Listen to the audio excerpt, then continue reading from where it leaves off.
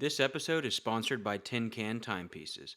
Looking for a watch that's built for anything life throws at you? Let me introduce you to Tin Can Timepieces. This is more than just a watch, it's a commitment to quality and purpose. Tin Can Timepieces is proudly based out of Georgia and is owned and operated by an active duty U.S. Navy submariner. That's right, a company built on discipline and precision. Every watch they create is handcrafted and features reliable automatic movements, ensuring you get a premium, quality feel with every tick. Whether you need a rugged diver or a classic dress watch, Tin Can offers an assortment of styles for every mission. Tin Can Timepieces, hand-built for purpose, built for the depths. Dive deeper and check out their collection today at tincantime.com. Good evening, everyone, and welcome to the pod staff. With me tonight, I have Mr. Blake Hollier. Blake, thank you for being here, brother. Michael, thanks for having me. It's a pleasure. Awesome, dude. So Blake is, I would consider Blake a sales guru, honestly. Blake's done solar sales. He's done tech sales. He's been in healthcare sales. He's done print shop sales. So I want to emphasize that, but I also want to emphasize that first and foremost, Blake is a Christ follower. He's a husband and he's a father. So Blake, I'll let you share a little bit about yourself. Yeah, no, appreciate that, Michael. Most importantly, a follower of Christ, right? That's an identity that we try to live by and keep and really use that and follow that as far as life and where we're going to go with everything. But yeah, I mean, work-wise, kind of start backwards. Equipment sales, heavy industrial printing equipment is kind of what we do. Capital equipment is what we do, and then going into door-to-door sales. That's something that I've done for a long time. We'll talk about that. Yeah, not for the faint-hearted at all, but definitely something that I can say that has molded me not only as a professional but as a person, because it definitely tests you. And then of course healthcare sales and solar, which is back to door-to-door again. So fun stuff, man. All good things though. Yeah, dude. Yeah. Well, the first thing I want to talk about is definitely the solar sales. I want to get into more of the emotional stuff in terms of Christ and family a little bit later, but I think the solar sales, like the door-to-door stuff, is incredible because you made a good living doing it. Like a lot of people, they shut the door in the faces of the door-to-door guys, and you literally did well and made a living off of it for years and years. Mm-hmm. Yeah, no, I mean, it's a challenge, right? They call it the solar coaster. It's kind of funny because I've never heard that. Yeah, no, it's a funny term that you learn in the industry, and it's a lot of up and down because you may have a good day where you may knock, let's say, 100 plus doors, and maybe you get a couple appointments, maybe you even get a sale, and what the industry is called a same day. You knock the door, same day you sat with the customer, and same day you close the customer. Not something that is done often, but when you do it, is very much praised in the industry. And then you may go 2-3 days, maybe even longer, without getting anything, without getting an appointment, and you're still required to wake up the next day and get back out there and go do it again. So how many days are you knocking? 7 days. 7 days a week. If you want to be successful, I'm not saying that I knock 7 days every week. I'll be honest and say that, but because I'm a man of balance, and I think that work-life balance is important. But when you meet the guys that are really successful and that make a lot of money, they're working 7 days a week in the industry. Because the thing about knocking doors is that it's not your typical 8 to 5 job. You're not having to be there at 7:30 or 8, and then you're not taking a lunch break at noon, and then you're back at the grind until 5. And they're not micromanaging you, right? You're more or less your own boss. Yeah, I mean, you have some managers and some leaders that are going to push you, and they're going to ask you to do these things. They're going to ask you to, hey, make sure you hit your numbers. How many doors are you going to be on today? Where are you going to be at? They want to know all these things, but that's more of a motivation, right? It's kind of their job, because the more that I sell, the more money they make as managers, and then the more money the company makes overall. So they kind of hold you accountable, right? But at the end of the day, they can't. And how many doors would you be knocking every day of that 7? Probably about 100. Wow. Yeah, give or take. I mean, that's where you want to be. So, like, what How many deals, whenever you're just cold knocking on doors, would that equate to for like a good living every month? Let's just say, as a sales guy, you wanted to make 10 grand a month. Like, how many doors would have to say yes to you? So let's say, because that's a good question. Let's say you knock 100 doors a day, and let's say you work 5 days a week. So let's average it out to 500 doors a week. Within those 500 doors that you knocked, you probably want to have at least 10 appointments set, right? And that's minimum.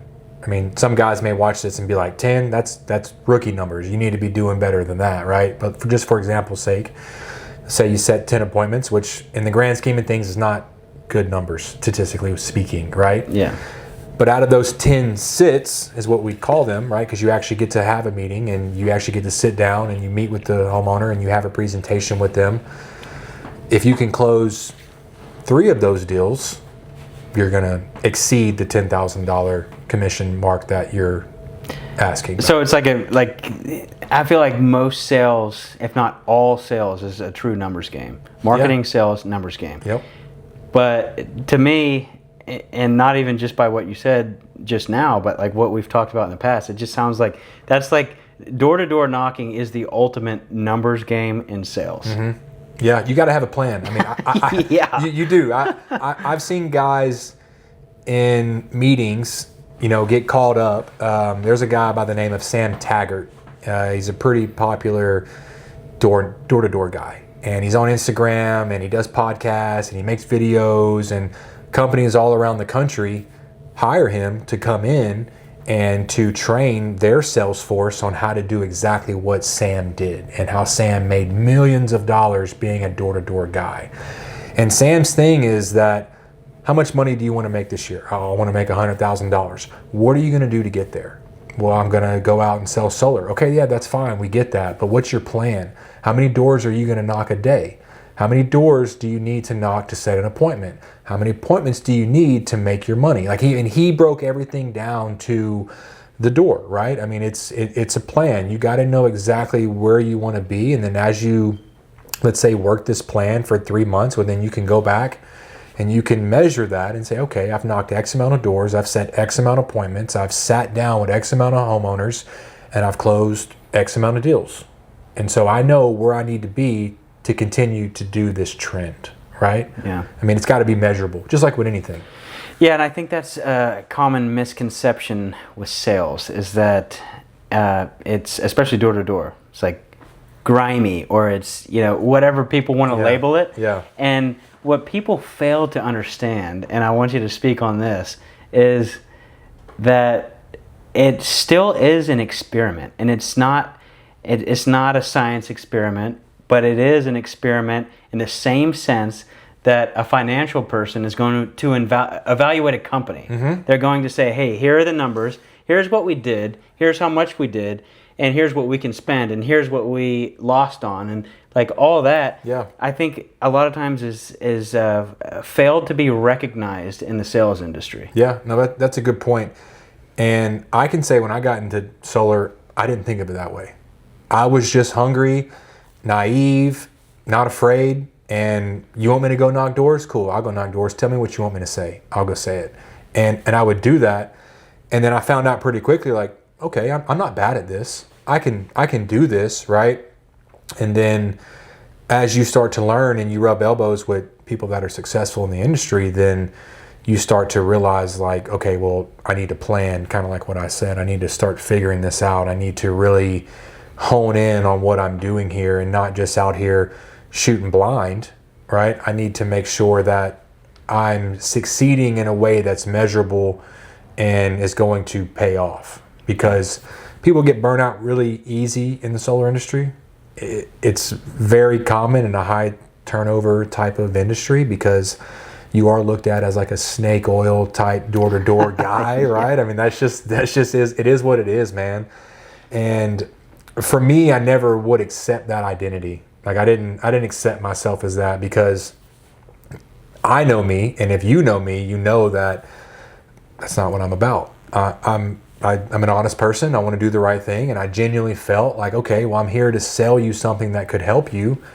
And one of my managers, he was the owner of the company actually, he was really successful in solar. And so much so that he started his own company and he did really well. And he told us, and he told me, I'm not a good salesman. And I'll admit that. But what I'm good at is finding people that are interested in learning about solar. And that was it. Because you'll meet the guys that are like, knock on your door, hey, Mr. Homeowner, I'm here to talk to you about solar. I'm not interested. Well, why aren't you interested? Well, why is that? Why is this? Why? And then they want to push against every single objection. And that's sales 101, right? Trying to overcome objections. But at the door, your window of opportunity is very small. And once you start pushing into a homeowner, you just interrupted his dinner, you just interrupted playtime with his children. You don't know what's going on behind that door, man. Like, you have no idea. And he told you initially, hey, I'm not interested, but you feel I can convince this guy to hear what I have to say. And maybe you can. Maybe you get 1 out of 50. That's like, okay, yeah, I'll listen to you. But most of the time, people want you to kick rocks, right? They'll tell you immediately. I want you to kick rocks. Honestly, when I have pest control guys come to the house. You see? Yeah. I will say this, as a sales guy, yes, I want you to kick rocks, but I usually open the door and I say, if I'm busy, I say, hey guys, I appreciate the hustle. I am busy right now. Mm-hmm. Or I just sometimes let them give the little spiel. But that's only because I've been in sales before. That's only because I've been in sales. I can relate, bro, because I want to hear, and mentally I'm critiquing their pitch. Yeah, and sometimes I'll get feedback. Yeah. I'm like, hey, do you want feedback on this? Because I don't own this house, by the way. Yeah. No, I've done that before. I think one time, I'm pretty sure I did this. I gave a guy a sales book, and I was like, you need to read this. I was like, you can be a lot better. You should read this book. No disrespect. And he appreciated it. Yeah. Luckily, right? Because that could have been taken as an insult. But I was like, you should read this book, and I think that you could be a lot better at what you're doing. So, yeah, I mean, it's tough, man. And at that time, it clicked for me, and it's like, all right, let me stop trying to bully everybody into meeting with me to talk about solar, and it becomes a numbers game, and let me find people that are interested in learning about it. Because there are. So maybe 100 doors isn't enough. Maybe I need to knock 150. And if I can find 2 people that are interested in meeting with me, well, then that's a win. Because I felt like once I got into this setting with you and I can sit down at your kitchen table and hang out with you and talk to you about these things, that's when I'm really selling you. Yeah. It's not at the door. Yeah, it's just the foot in the door. And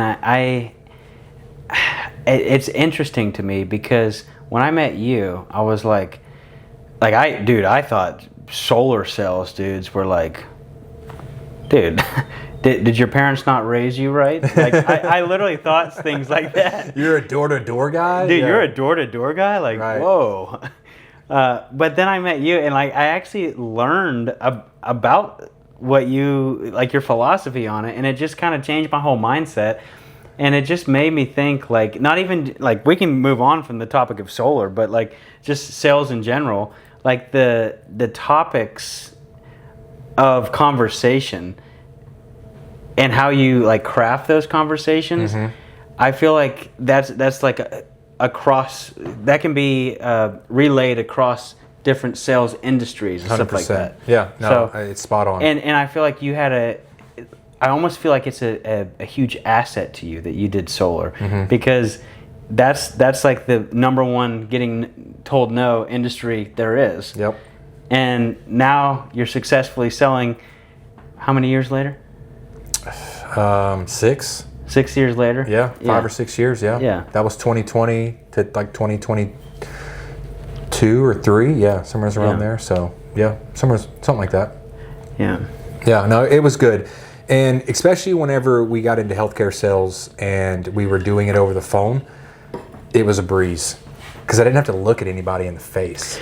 Yeah. You could tell me no and you could hang up on me and I didn't care, and I'd pick up the phone and I'd dial again. Exactly. Yeah, you know, and it was a little bit easier than like, all right, this guy just told me to F off and his dog was barking and he was mad and he slammed the door in my face, and now I got to put a smile on and go to the next door, and then it happens again. And then it happens again. And then before you know it, you're defeated and you want to go home. Yeah. So it's a challenge. It's discipline is what it teaches you for sure. Well, yeah, and that's how we met. It was the healthcare tech sales, and I think what you mentioned earlier was like you were naive whenever you got into solar, so you weren't actually looking at the numbers. And I think that's an interesting question for just sales and really life, like starting out in any industry, not just sales.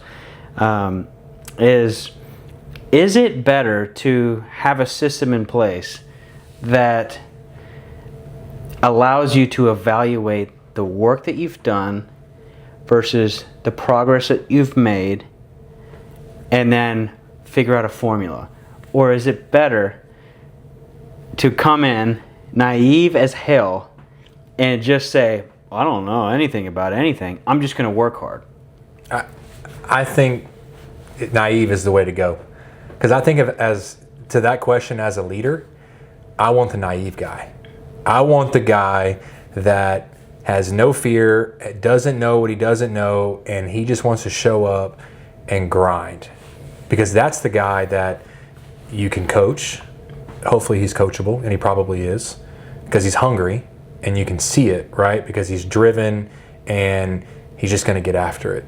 So I think it's better to be naive first and then to learn your system or to learn a system afterwards and to start focusing on the past, and then you can start to measure where you're at, because then you're honing, right? Then you're really starting to mature. Yeah, really. yeah. You're maturing, you're figuring out the mistakes that you made, because let's be honest, man, you're going to make mistakes, and that's just part of it.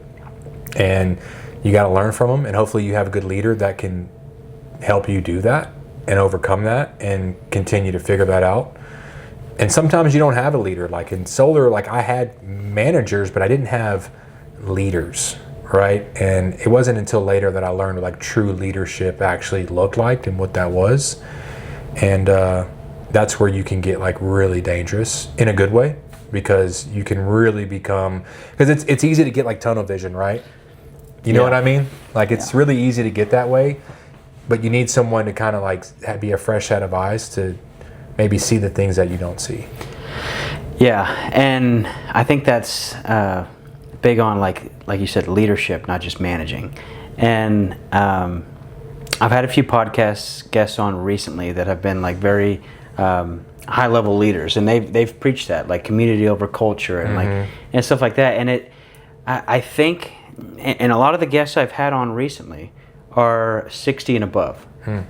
And what it's taught me is that they are looking to the younger generation to say, what are they wanting? What's their philosophy around things? Like what are the hardworking ones? Like what questions are they asking? Because now we live in a generation of like asking questions, and that comes with that naivety that we're talking about, because asking questions it just comes with being curious. And we're past the age of especially like if you're new in a sales career, like typically you don't go into a sales career brand new out of college if you have everything figured out. You go into a sales career because you are curious and you want to ask questions, and that's just kind of the generation. So what are your thoughts on that? Yeah, and I mean, asking questions is learning, right? I mean, that's selling, to be honest with you. If you're a good salesman, you're not just talking about yourself all the time. You're discovering. You're asking questions to the client. You're figuring out, the good and the bad. What they need, what they don't need, and I mean, questions is everything. I always used to relate sales to dating, right? Before I was married, obviously, whenever I was dating. Kayla, he's talking about your marriage. If you're trying to get to know someone, like when I got to know my wife, it was a long distance thing. We were texting and talking on the phone a lot. So what are we texting about most of the time? We're discovering each other. We're asking each other questions. We're figuring out if this is what we want. Do we want to continue to pursue this? Do I want to continue to invest my time with this person, whether it's me, whether it's her, right? And pretty quickly if you're asking the right questions and you're figuring out the right information, if this is the person for you. So I say that because in sales, like always kind of viewed it that way. Like, this is what I'm doing. I'm trying to decide if this person wants to date me, more or less. Do they want to buy my product? Can I get them to purchase my product? Yeah. And questions is the way to go. So, yeah, I mean, I think that's a big thing. And, I think it's been something that's been taught for a long time. But, the younger generation, we have a lot of information at our fingertips, especially with AI, Chat GPT, right? That's a big topic that a lot of people are talking about. I'm guilty of it. I use it quite a bit in a good way. I think it's been good for me if you use it correctly. But a lot of information out there that you can get if you ask the right questions, and you can learn pretty quickly. Yeah. This episode is sponsored by Tin Can Timepieces. Looking for a watch that's built for anything life throws at you? Let me introduce you to Tin Can Timepieces. This is more than just a watch. It's a commitment to quality and purpose. Tin Can Timepieces is proudly based out of Georgia and is owned and operated by an active-duty U.S. Navy submariner. That's right, a company built on discipline and precision. Every watch they create is handcrafted and features reliable automatic movements, ensuring you get a premium, quality feel with every tick. Whether you need a rugged diver or a classic dress watch, Tin Can offers an assortment of styles for every mission. Tin Can Timepieces. Hand-built for purpose, built for the depths. Dive deeper and check out their collection today at tincantime.com. My philosophy is this. The guy that comes in and has no idea what he's doing, or guy or girl, no idea what they're doing, no idea what they're talking about, but they're actually just doing, they're not missing the moment. Because you mentioned something earlier, and I agree about, like, whenever you are, you're not naive anymore. So now you're evaluating. So you come in naive, and then you start evaluating. Right. And after you come in, you reach that point. But until you reach the evaluation point, you have a window.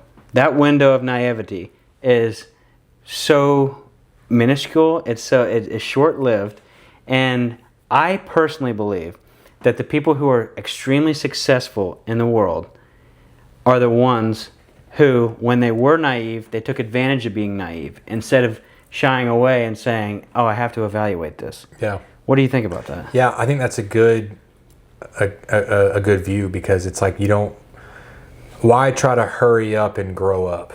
You know what I mean? Like, I look back at, like, being a kid, and all I wanted to do was couldn't wait to be a grown up. And then you become a grown up and you're like, man, I want to be a kid again. You know what I mean? And so it makes me think of that, because why be in such a hurry to get there? Just soak and live in that moment and be a sponge and soak it in. And before you know it, you will be there, right?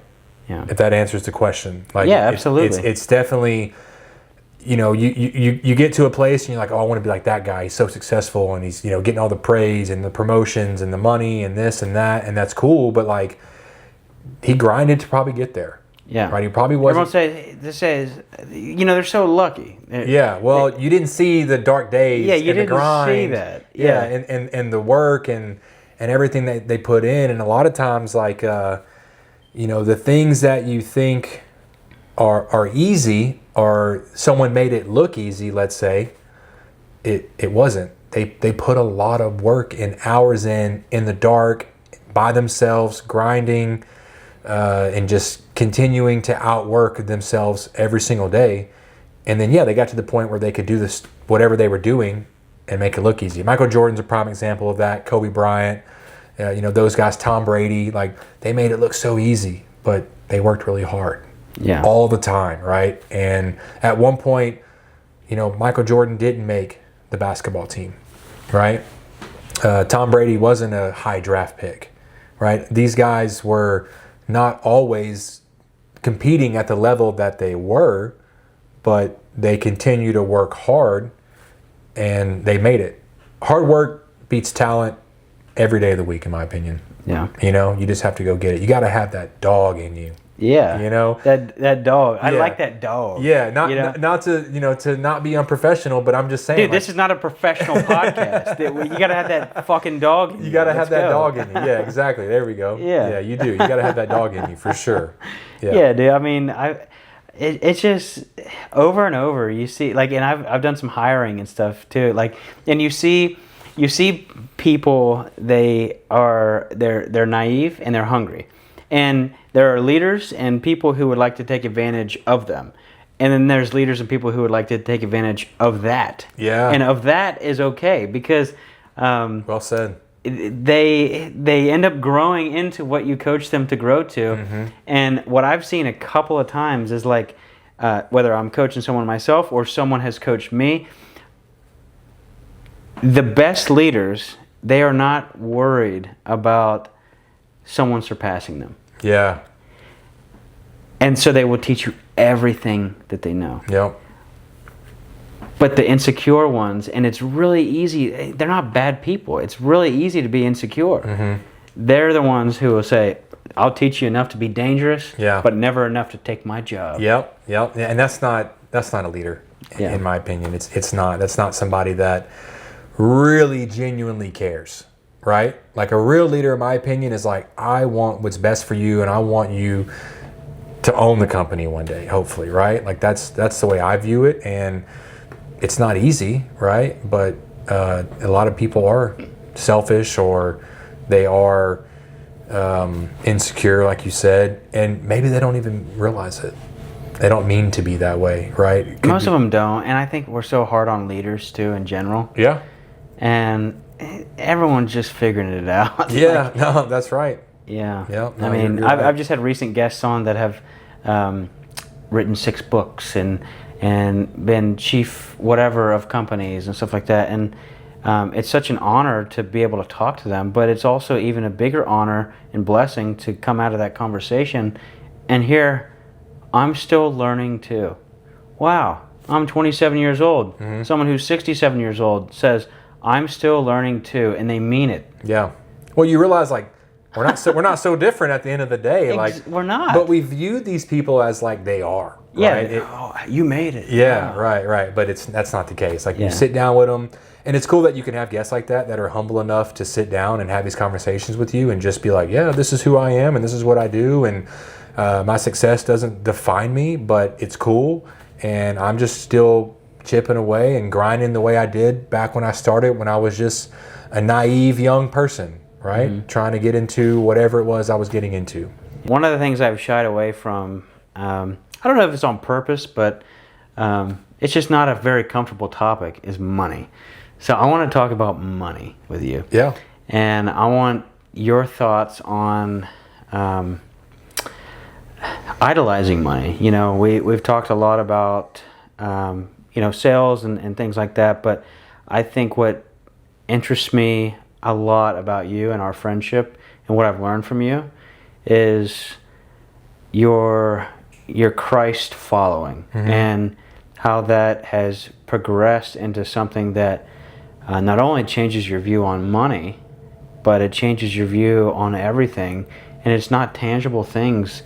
It ends up being much more. So I want to start with money, though. You've made a lot of money in the past. You've spent a lot of money in the past. Yep.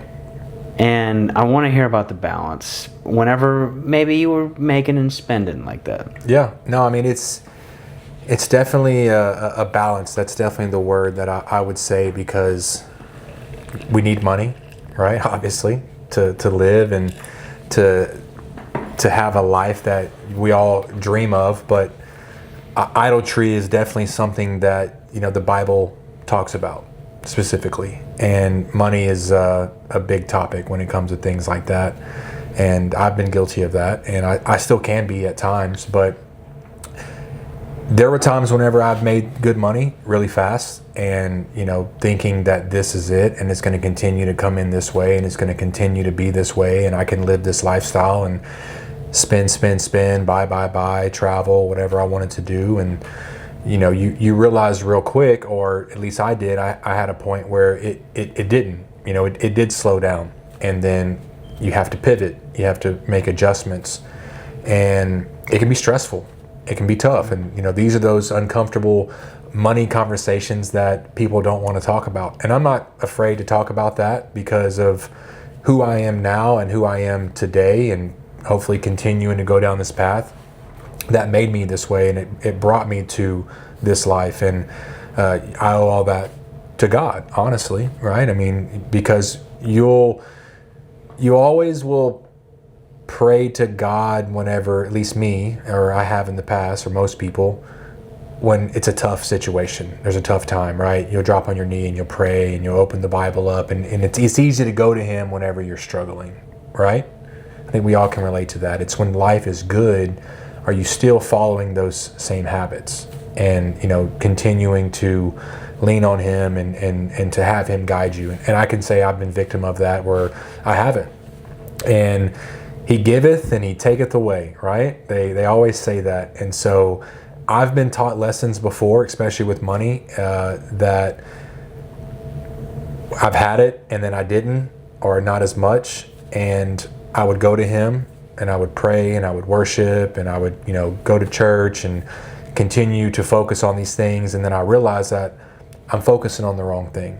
I shouldn't be focused on money. I should be focused on God and focused on what He wants me to do. And one thing that I want to say, that I meant to say this earlier, was that, you read a lot of sales books, you read a lot of stuff or podcasts. Man, a lot of that stuff is biblical, in my opinion. You can read the Bible or you can read good biblical books and get the same idea or the same generic information that these sales books are reading, or I'm teaching, and the Bible will teach you the same stuff, in my opinion. What do you mean? Well, just the Bible's a guide, right? It's a way to teach you to live, a way to teach you to be and to think and to do what's right, and to be Christ-like. We can't be like Him; it's not possible. But we can work to be as close as we can. And I feel that if you live your life by the Bible, right, and you are a Christian, and it is a true lifestyle for you and something that you really want to do genuinely deep inside your heart, like that's really who you are, that you will be successful, right, or whatever you do. But specifically to sales, in my opinion, that a lot of those motivational books and self-help and some sales books, what they're teaching, I think the Bible teaches a lot of that same stuff if you know the book, personally. So at the top of my mind right now, I can't sit here and pinpoint like, oh, this verse right here is a sales verse. I'm not saying that. Yeah. But I just think in general, like if you're reading that and you're living that day to day, that you'll be successful in your sales career. Yeah, because, man, I just want to take a beat and say, wow. Yeah, it's... because it does, you're right. A true sales mentality is a true caring mentality, really. Yep. It's an interest in others, and it's a interested, not interesting, play, and play is the absolute wrong word, because it's really just wanting to connect with others. And I think one of the other things that came up for me is you were talking about you can listen to things and you can about Christ and stuff like that. Did I hear you right? Yeah. That are actually still accurate. Right. Yeah. So I relate to the George Janko podcast. Have you seen that? Oh yeah, I know George. But that's because I've followed him for a while before he was huge, and now I really believe what he's saying, right? So like, it's almost like a credibility trust where it's like, you know what, today I might not have had time to read the Bible. Really, I didn't make time to read the Bible. Right. But I had time to scroll on George Janko's podcast, right, and he spit a verse out, or he spit a concept out, or he mentioned Christ, and I think we're missing the whole point if we don't talk about Christ in that way. And when we say Christ, Jesus Christ, I think that needs to be said more and more Jesus Christ. You know, I personally believe that every religion, I really believe that every religion is a bunch of people trying to do good. Christianity, Islam, like genuinely, I believe that most people are trying to do good. We're all headed in the same direction at the end of the day. Right. But I think that a lot of people only like to talk about God broadly. And I, having you on, have just this unique opportunity to talk about Jesus Christ. And I just want to listen to you and hear a little bit more. Yeah, no, I mean, I think it's, you know, because I didn't answer your first question, so it was I forgot about the first yeah, question. no, it's okay. I kind of rambled a little bit, and then we went off, which is fine. But it you know, when it comes, I'll get back to this. But when it comes to money, you know, he did teach me a lot about, you know, what I needed and what was important to survive. And once I realized that, and once I focused on following him and not worrying about the tangible items or, you know, the cool car or, you know, what I wear. Like, yeah, I mean, I like to look a certain way, and that's fine, but it doesn't define me, right? As I can say at one point, maybe it did. Yeah. But I do look at money a lot differently now, and I am grateful for it, for what I do have. And, you know, if I don't get it, then it's not meant to me. If I don't close this deal, yeah, it sucks, but it wasn't meant for me, and I got more in the pipeline, and I'm just going to keep grinding, right? I'm just going to keep putting the work in every day. I'm going to keep focused on what's important, what I need to be focused on, right? God, family, health, and friends. Those are the things that are really important to me, specifically in that order, right? And as long as you continue to do that, and you continue to work hard and hone in on your craft, and it kind of goes back to what you're saying. Like, people will see that in you. Whenever you go and you meet a client, they'll see that you're genuine. They'll see that, you know, you are this person that you portray yourself to be. And I tell people that I'm a follower in Christ. I wear it on my wrist. I don't hide this from anybody. You know, I'll be more than happy to talk about it. I have friends in the industry that are Muslim, and we go sit down and we have lunch and we debate, and it's all friendly banter, right? It's nothing personal. We go back and forth. We talk about this, we talk about that. And at the end we leave, there's no hard feelings. We go on about our lives, because we know at the end of the day, just like you said, we're all focused on doing the right thing. And just because our beliefs are skewed a little bit, it doesn't mean that we have to have differences. It just means that we have different religious beliefs. Yeah. And I don't fault anybody for that. You know, you do what you want to do, but I know I stand firm on Christ, and that's what I believe, and I'll talk about that until I can't. Dude, thank you for sharing. Yeah. I mean, this is not even like a podcast thank you. This is a thank you for sharing that. I got you, bro. I had my first episode I released, Albir Rafati. Albir, shout out to you, brother.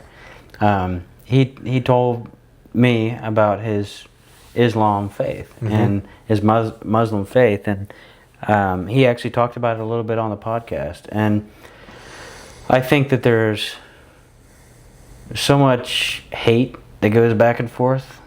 You know, you hear about the wars, and you hear about you know, all that stuff. But what we forget as Christians sometimes, and what was so nice to talk to him about, was Jesus loved. Like, what he did was he loved people. And I mean, I don't know that you have to say much more. He loved people, and he celebrated differences, and he you know, voiced his own opinion.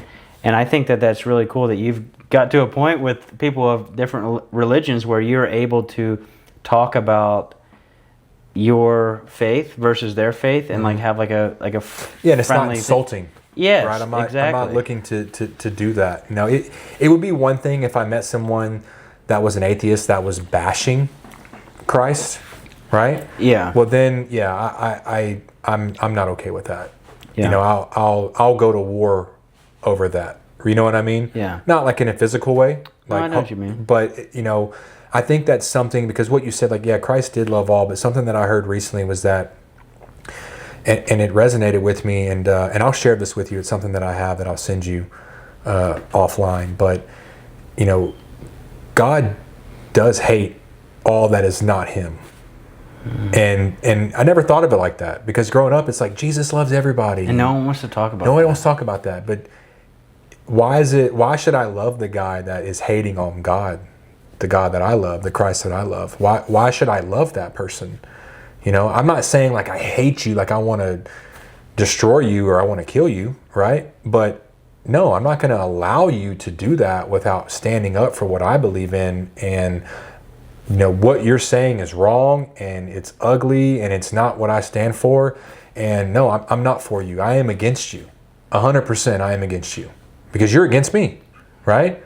And if God was here right now, or Christ was here right now, and people were throwing rocks at him and they were trying to stone him or whatever, I'm going to fight for this guy. You know what I mean? That's the way I look at it. You know, I've mentioned Jesus here and there and stuff like that in a kumbaya way, which is not what you're talking about. Yeah. And I want to be clear on a couple of things, and I think I speak for you in saying this. It has nothing to do with being at war with someone, being at, you know, utter controversy at someone. It has nothing to do with also not loving someone. It is about love, but I think we misdefine love because we forget that love has loyalty, and loyalty sometimes brings conflict, and conflict brings passion, and passion brings war. That's deep. So That's deep, man. Yeah, well said. That is very well said. Yeah. Religion is can be a sensitive topic for some people. yeah, You know, and not everybody wants to talk about that, or maybe they're afraid, and you know, they're not at that point yet. But you know, I've been through some things in my life that, you know, weren't always the best and weren't always good, and you know, God spared me and gave me a chance to be the person that I am today, and let me be a husband. You know, gave me the gift to be a father. And you know, whenever you look back on it and see like everything that he's done for me personally, I owe it all to him, man. I mean, there's nothing that I can say that I've done that wasn't for him. And you know, I still fail every day. I'm not perfect. I'm not the person that I want to be, but I'm not the person that I was, right? And it's because of him. So I'll just say that. This episode is sponsored by Tin Can Timepieces. Looking for a watch that's built for anything life throws at you? Let me introduce you to Tin Can Timepieces. This is more than just a watch. It's a commitment to quality and purpose. Tin Can Timepieces is proudly based out of Georgia and is owned and operated by an active-duty U.S. Navy submariner. That's right, a company built on discipline and precision. Every watch they create is handcrafted and features reliable automatic movements, ensuring you get a premium, quality feel with every tick. Whether you need a rugged diver or a classic dress watch, Tin Can offers an assortment of styles for every mission. Tin Can Timepieces, hand-built for purpose, built for the depths. Dive deeper and check out their collection today at tincantime.com. I think you have something in you now that, like, it's in your heart, and everything you're saying points to God. We took a break probably 30 minutes ago, and before we came back, I asked Blake, I said, Blake, what is it that's on your heart to be talked about? And he was like, well, you know, this, and this. And then I just kind of interrupted, and I was like, I just want to preface it by, I want to talk about God at the end. About God and family at the end. Yeah. And he said, that's totally fine. I know you want to talk about it at the end. I guess what's on my mind is this, and this. And what this, and this was indirectly God. Yeah. And that's what we ended up talking about. Yeah. And that's what's oozing from your pores right now. Like it's in you. It's coming out of you. And it's like one of the most beautiful things I've ever seen in a brother and a friend. And that's this is not a question. This is just I appreciate it, man. No, a compliment. I mean, it means a lot because it doesn't always feel that way. You know, the devil definitely continues to attack you, right? So, and just me being competitive, and I think you can relate to this, and just like always seeking more, right? And always wanting more out of yourself, and you know, having that like negative thought in your head that like you're not doing enough, you're not working hard enough, you're not producing enough, right? Like I'm guilty of that, and Christ has definitely helped me not always feel that way. It's hard to not always do that, you know, but it's a constant battle. And I think we talked about this earlier, is like, you know, oh, when I feel that way, you said this, when I feel this way, I think it's the devil, right? And I was like, no, it 100% is. Yeah. Don't think it, know it. It is him trying to. I did say that. I said I think. Yeah. You did. Yeah. And not that you meant it, because you probably do know, but it's just natural to say that. But Yeah, but there is. I would argue to say that you don't know it. You do think it, right? That's because true. your gut reaction and your brain says, yes, this is from the devil, or this is from evil. Mm-hmm.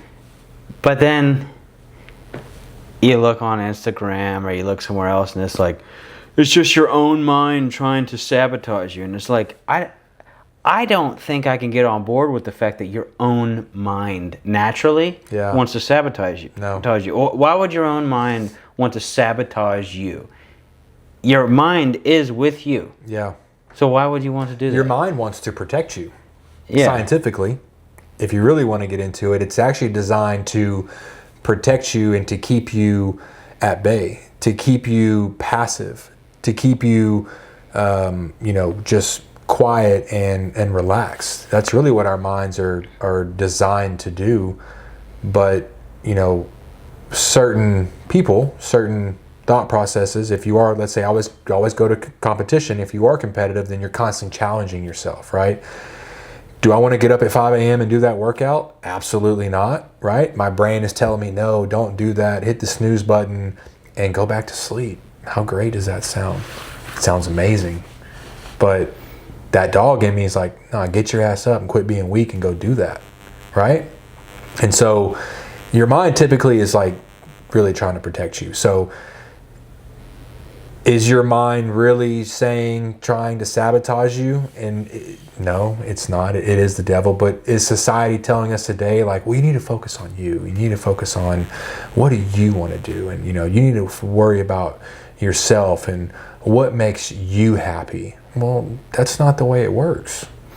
Well, I would like to know your thoughts on the other side of it, where society says, you just got to listen to God. God's going to tell you to take care of yourself. Mm-hmm. God's going to do that. Yeah. So you've got the other side of it that we talked about earlier that does trick. It tricks it for me. Like you just wonder, what's the most resourceful place that I can look? And there are people, and I don't know the answer to this. I truly don't. There are people who say all the answers are within you. There are people who say all the answers are within you if you have God in you. Mm-hmm. There are people who say you know none of the answers. God knows all of them, and He'll reveal them to you in time. There are people who say you know the answers, but the devil's going to try to be at war with you, so just be at war with the devil. Yeah. And the list goes on. Yeah. You're right. That's true. Those are all very valid points. The way that I look at it, this is just my opinion, is that what does God want the most from you and I? He wants our obedience to Him, right? We are obedient to Him and what He wants us to do. And the Bible will teach us how to do that. But are people who are going to hear this, they are,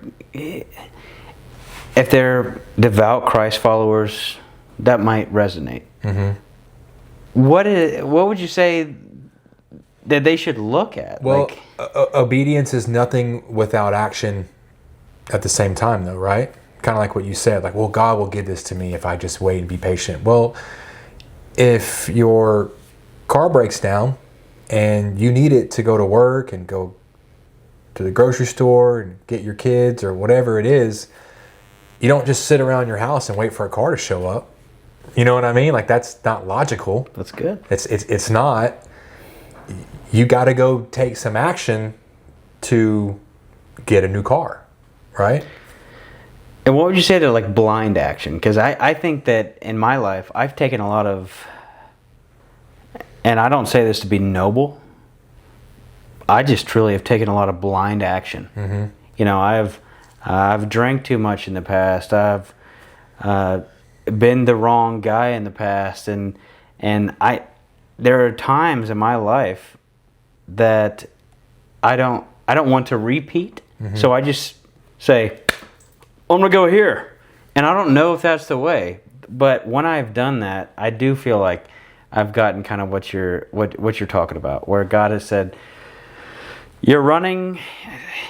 You know, there's 3 paths and they're all kind of connected, but you're running down this one, and I really want you down this one, so I'm gonna like slap your ass and take you to the middle one, and then just kind of like have you go down there, and then I'm like, all right, I'm down there, and then I'm so far down that path, and then I'm like, well, this isn't working, so hard left, Yeah. and then I go hard left, Back and to God's what I like, know. woo, Yep. Right. 45-degree angle, Yeah. you know, Right. So Yeah. No, that's.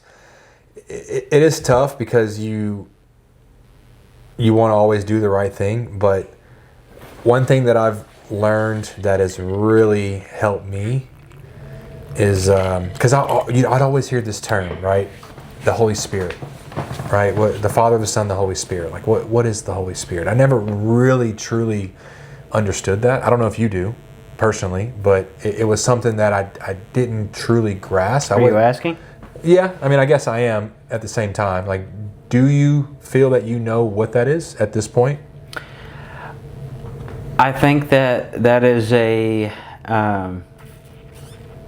that's a touchy subject for church in general. Mm-hmm. I went to a small group as well at my church at Milestone, and was a part of this. I don't know.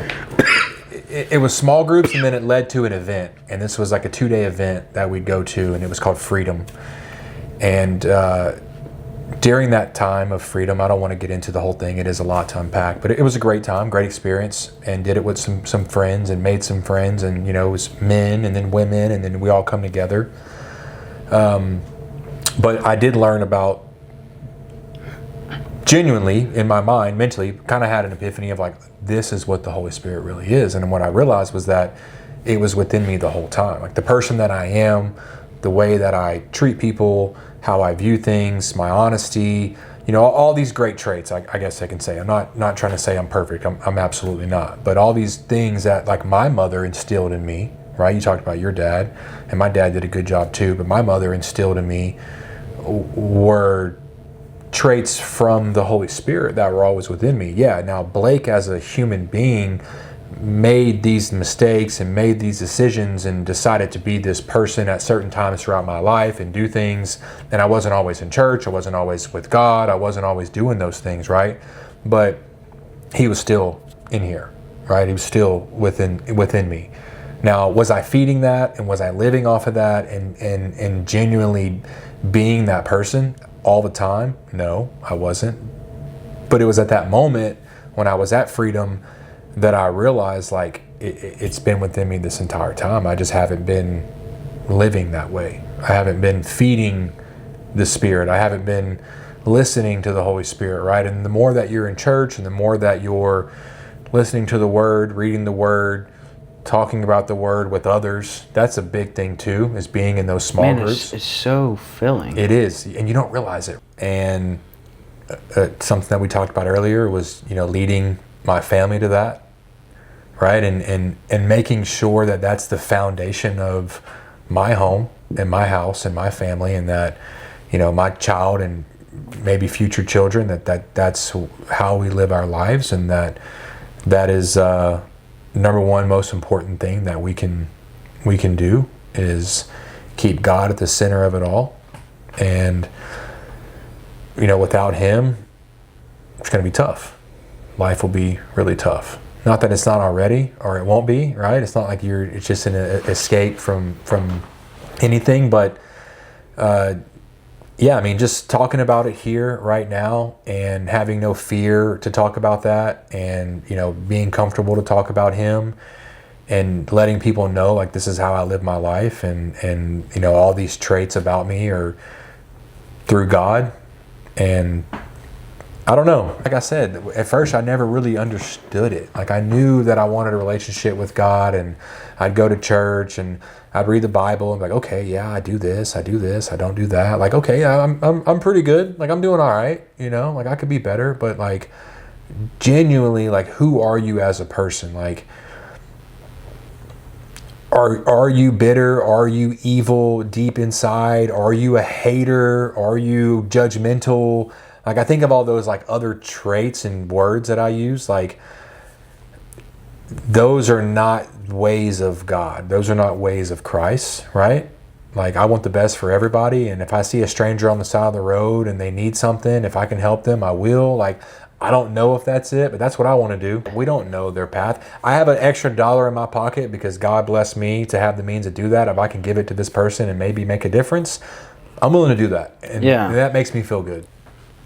Yeah, I would say pray, read your Bible, take it one day at a time, and go to church, get plugged in, get connected, buy in, make sure it's a church that you feel comfortable at, of course, because you can go to some churches and it's not always going to feel that way, or it may not be the right place. And some religion and churches do have a bad rap or give us a bad rap, right? It's not always genuine, right? There's been some churches that say that. So I say that lightly, because I don't just say, oh, go to church and it's going to work for you. You got to make sure you find the right one. And the way that you know that it is the right one, in my opinion, is that the preacher is preaching the gospel straight from the book. Yeah. He's not talking about anything else. He's not talking about politics. He's not talking about other religions. He's not hating on anything else. He's just talking about the facts. And the more that you can read the Bible, the more that you can focus on the Word of God, you'll start to see life will start to work out just a little bit better at a time. It's not always going to change overnight. It sure is better, though. It's going to chip away a little bit at a time. Stay disciplined and stay focused on Him and stay prayed up, and you'll see it work out for you. This episode is sponsored by Tin Can Timepieces. Looking for a watch that's built for anything life throws at you? Let me introduce you to Tin Can Timepieces. This is more than just a watch. It's a commitment to quality and purpose. Tin Can Timepieces is proudly based out of Georgia and is owned and operated by an active-duty U.S. Navy submariner. That's right, a company built on discipline and precision. Every watch they create is handcrafted and features reliable automatic movements, ensuring you get a premium, quality feel with every tick. Whether you need a rugged diver or a classic dress watch, Tin Can offers an assortment of styles for every mission. Tin Can Timepieces, hand-built for purpose, built for the depths. Dive deeper and check out their collection today at tincantime.com.